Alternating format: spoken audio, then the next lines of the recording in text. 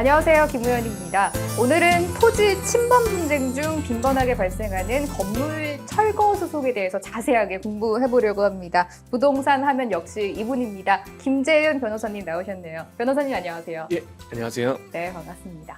또 워낙 또 부동산 해결사이시다 보니까 굉장히 다양한 사건을 좀 다루고 계시잖아요. 그런데 이 경계 침범 중에서는 또 어떤 사건이 제일 많이 발생하고 있을까요? 예, 경계 침범은 점유 취득 시효나 법정 지상권 등 수많은 방법으로 대응할 수 있다 보니 분쟁이 여러 가지 경우의 수로 발생할 수 있습니다. 그 중에서도 건물 철거와 토지 인도가 가장 많습니다.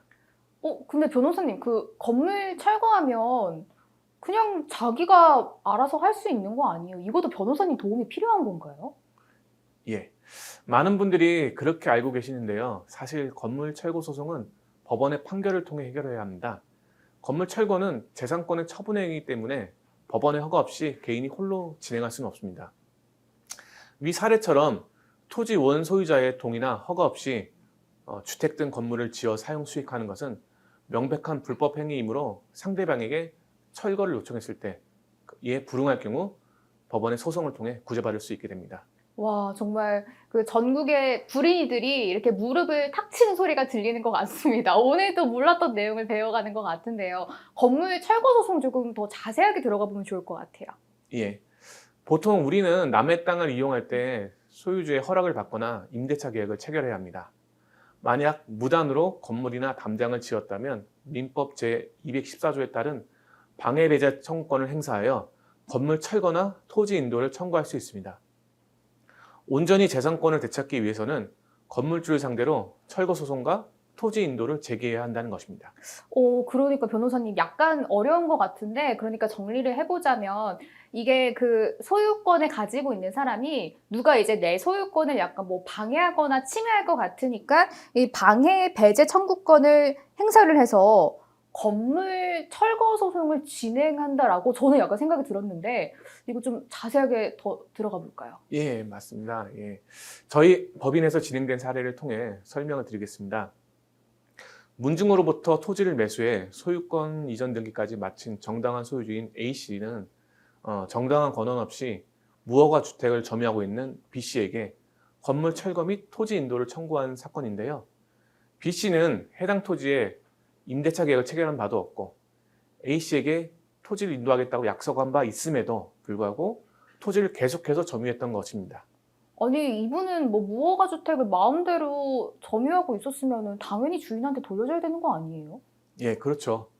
하지만 B씨가 건물을 철거하지 않고 점유취득시효와 법정지상권을 주장하면서 토지의 반환 또한 미루고 있는 것입니다.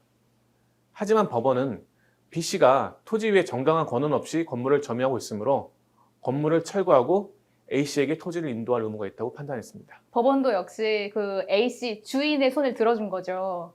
예, 그렇죠. B씨는 점유취득시효와 법정지상권 둘 다 인정받지 못했습니다. 그랬기에 A씨는 건물 철거 소송에서 승소할 수 있었던 것입니다. 점유취득시효가 인정되기 위해서는 자주점유, 즉 처음부터 부동산을 소유의 의사로 점유했다는 것이 그런 사실이 필요한데 B씨는 남의 땅에 무단으로 집을 지은 사람이기 때문에 그런 사실이 인정될 수 없었고 법정지상권 역시 요건에 해당될 수 없었던 사안이었습니다. 이제 조금 이해가 되는 것 같아요. 그러면 변호사님, 이 건물 철거 소송을 보니까 누구한테 소송을 걸지 이거를 좀 제일 먼저 파악을 해야 될 것 같다 이런 생각이 들거든요. 이거 말고도 뭐 유의할 점 많을 것 같은데요. 앞서 언급했듯 건물 철거 소송에서 문제가 되는 것은 미등기 건물이나 무허가 건물입니다. 변호사님, 어차피 뭐 등기가 안 된 건물이거나 허가를 안 받고 지은 건물이면 그냥 건물 철거 소송만 진행하면 될 것 같다라고 생각을 했는데 뭐 또 다른 문제가 있는 건가요? 예, 우리나라는 토지와 건물에 별개의 소유권을 인정해 줍니다. 따라서 토지의 소유자와 건물의 소유자가 다른 경우가 있을 수 있습니다.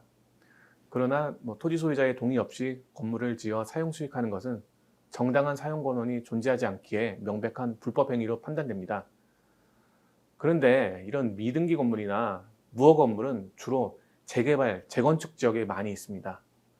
토지를 원하는 대로 이용하려면 건물의 철거가 불가피한데 여기서 발생하는 개발 이익이 있다 보니까 이러한 미등기 건물, 불법 건물을 소유하고 있는 사람들이 토지 소유자와 합의를 이끌어내기는 어렵고 또 건물이 임차까지 된 상황이라면 세입자를 내보내는 문제까지 더해져서 분쟁이 심화될 수 있기 때문입니다.